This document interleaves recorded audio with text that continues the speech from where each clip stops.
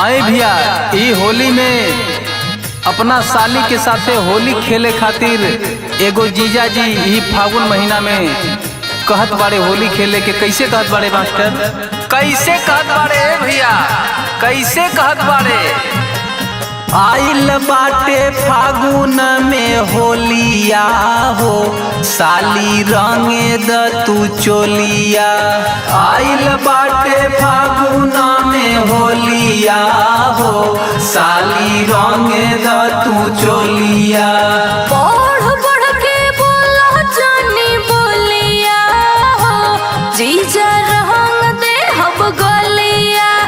आइल बाटे फागुन में होलिया हो, साली रंगे द तू चोलिया। आइल बाटे फागुन में होलिया हो, साली रंगे द तू चोलिया।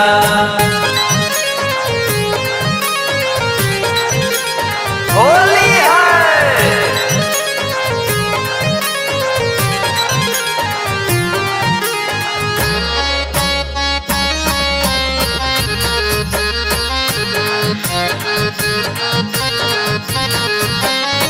साल भर में एक बार आवेला होली, मस्त भइल बाटे सबही खा के भांग के गोली।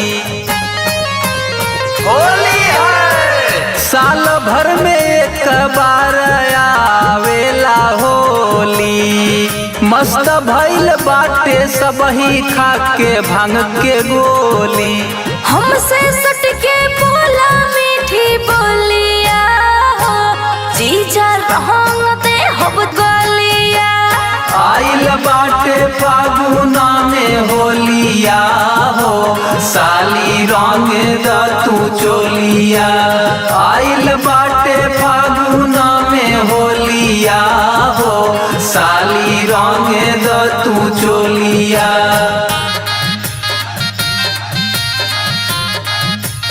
होली है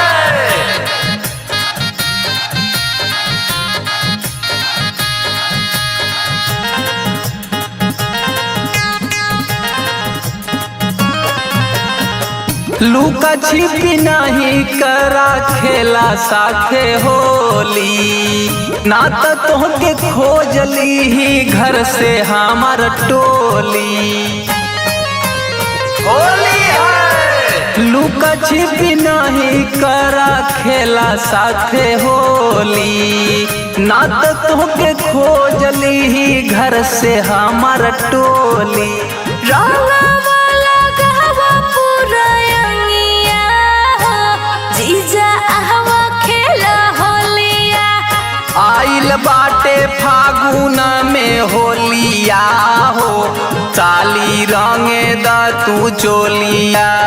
आइल बाटे फागुन में होलिया हो, साली रंगे द तू चोलिया।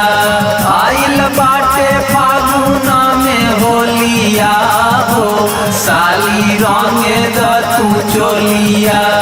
आइल बाटे फागुन में होलिया हो, साली रंगे द तू चोलिया। ढेर बढ़ बढ़ के मत बोला।